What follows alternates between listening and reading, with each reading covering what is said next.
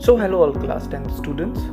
I hope that you all are well and you know the situations or the current scenario that the cases are increasing, the deaths are increasing, and I do not promote you to go outside in any of the conditions.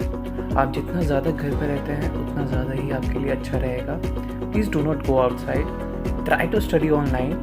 And we are learning through these videos, so please comment anything that you want to say. Okay, so let's begin our class and we will continue with our communications. So let's begin. So we were doing the unit number 1 of your part A, employability skills, जिसमें हमने देखा था about the communication skills level और part 2. हमने इसके बारे में class 9 में भी पढ़ा था, but now we are again learning something more about the communication skills. और इसमें हमने सेशन नंबर 4 तक पढ़ लिया था, देख लिया था. अगर आपने अभी भी नहीं देखा है तो आप मेरी पुरानी वीडियोस में जाके देख सकते हैं about the session number 1 to 4. Today we are going to begin and start with the session number 5, session number 6 and we will end at session number 7 that will complete this unit. Okay, so let's begin. So session number 5, the barriers to the effective communications. जो हमारी effective communication होनी चाहिए, या हम कह सकते हैं वो तरीके की communications जो कि best होती है हमारे सब चीज़ों को describe करने के लिए. उसके लिए हमारे पास कुछ barriers आ जाते हैं, कुछ रुकावटें आ जाती हैं, कुछ hurdles ऐसे आते हैं जिसकी वजह से हमारी effective communication पे सही तरीके से चीज़ें नहीं पहुंच पाती हैं from one person to the another person. क्योंकि कम्युनिकेशन क्या है? It is an ideas, thoughts और the feelings that are being transferred from the one person to the another person. ठीक है. What is effective communication? Effective communication follows the basic principles of a professional communication skills.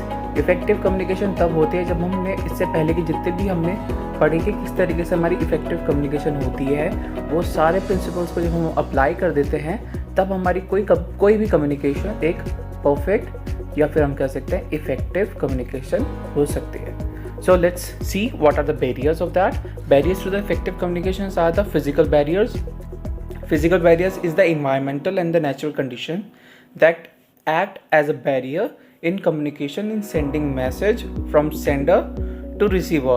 Not being able to see gestures, posture and general body language can make communication less effective. यानी कि physical आपके environment में आप किसी को high कर रहे हो, आप हाथ को वेव कर रहे हो, किसी को वो दूसरी तरफ से अगर वो बहुत ज़्यादा दूर है, आपको समझ नहीं पा रहा है, उसको लग सकता है कि आप बाय कर रहे हो. सो इस तरीके से हमारे फिज़िकल कम्युनिकेशंस गैप आ सकते हैं जिसमें से जो रिसीवर है वो आपका मैसेज प्रॉपर्ली नहीं ले पा रहा, आपकी बॉडी लैंग्वेज नहीं देख पा रहा. आपकी इन्वायरमेंट है, आप कुछ बोल रहे हो और पास से कोई ऐसी नॉइज़ वाली व्हीकल जा रही है तो वो कम्युनिकेशन नहीं हो पाएगा, क्योंकि वो जो हम मैसेज भेज रहे हैं as a sender to the receiver वो सही से वहाँ पे नहीं पहुँच पाता है. ठीक है. तो ये सारे आते हैं हमारे फिजिकल बैरियर्स में. दूसरा आता है linguistic barriers.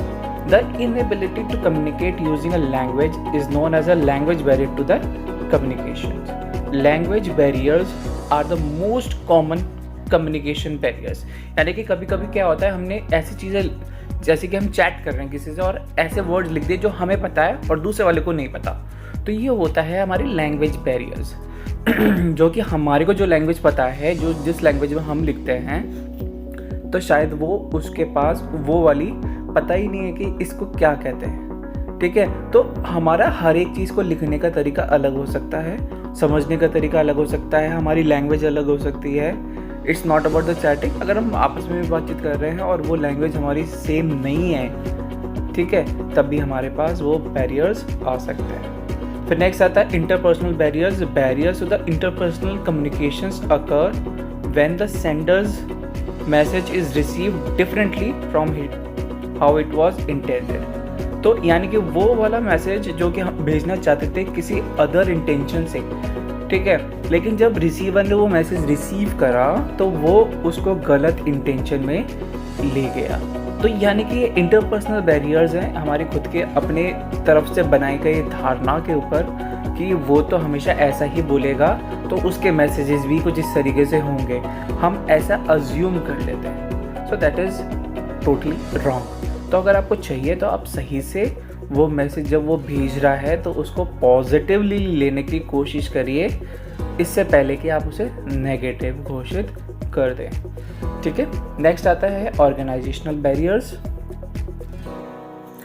So organisation barriers में क्या होते हैं? Organisations are designed on the basis of formal hierarchical structures that follow performance standards, rules and regulations, procedures, policies, behavioral norms, etc. All this affect the free flow of communications in organizations. जब भी आप किसी organisation में होते हैं, वहाँ के कुछ सेट ऑफ रूल्स होते हैं, कुछ हमारे सेट ऑफ रूल्स होते हैं, कुछ रेगुलेशंस होती हैं, उसके अंतर्गत ही हमें अपने किसी भी कम्युनिकेशंस को करने की इजाज़त होती है। आप ऐसा नहीं है कि कहीं भी किसी के भी सामने कुछ भी आप बोल दें, बिकॉज आपके जो सीनियर्स हैं वो आपको एक्सपेक्ट करते हैं आपसे कि वो आप के बातों को इतने ज़्यादा तवज्जो नहीं देते हैं। तो हमें इस तरीके से बातचीत करनी है जिसमें कि हमारे वर्ड्स लिमिटेड हो जाते हैं, हमारे पॉइंट ऑफ व्यू लिमिटेड हो जाते हैं और हम अपनी तरफ से खुल के बातचीत नहीं कर सकते। ठीक है, तो इस वजह से थोड़ा हमारे पास प्रेशर हो जाता है कि जो चीज़ हम एक्चुअली में बताना चाहते हैं, हमारे आइडिया, हमारे थॉट्स हैं, हम वो सही तरीके से कम्युनिकेट नहीं कर पाते, वो इफ़ेक्टिव कम्युनिकेशन नहीं हो पाती है। तो दैट इज़ ऑर्गेनाइजेशनल बैरियर्स। फिर नेक्स्ट आता है आपका cultural barriers.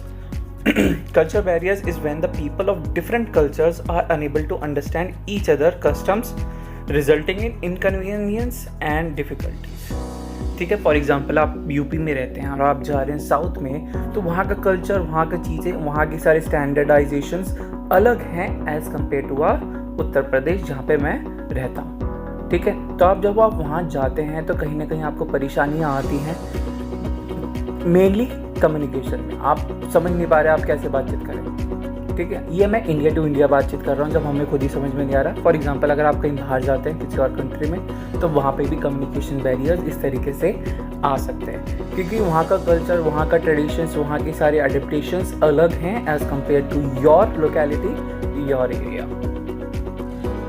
Veg to overcome, अब इसको कम कैसे कर सकते हैं? इफ़ेक्टिव कम्युनिकेशंस में जो बैरियर्स आ रहे हैं उनको कैसे हम हटा सकते हैं कम्युनिकेशंस के लिए? तो उसमें क्या है, यूज़ सिंपल लैंग्वेज।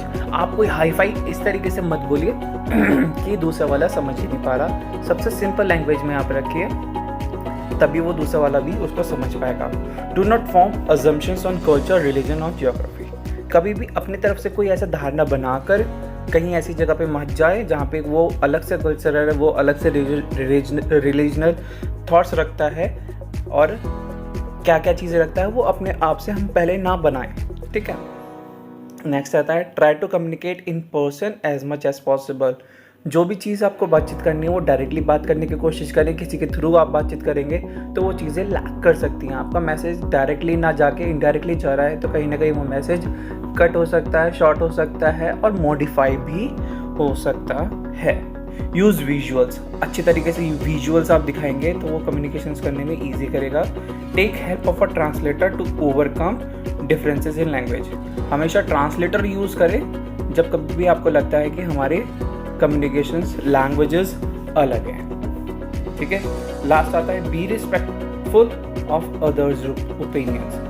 दूसरे व्यक्ति के ओपिनियंस में हमेशा अपना रिस्पेक्ट दिखाएं। ये नहीं, अरे नहीं ऐसा नहीं हो सकता, ऐसा कभी नहीं हो सकता। तो इस चीज़ों को आप थोड़ा ओवरकम करें और चीज़ों को हटाएं। ठीक है, तो आज की इस वीडियो में हम यहीं तक देखते हैं। आगे जो सेशन 6 है उसको नेक्स्ट वीडियो में कवर करते हैं। ये वाली वीडियो ऑलरेडी इतनी लंबी बन चुकी है, अब मैं इसको और ज़्यादा बड़ा नहीं करना चाहता।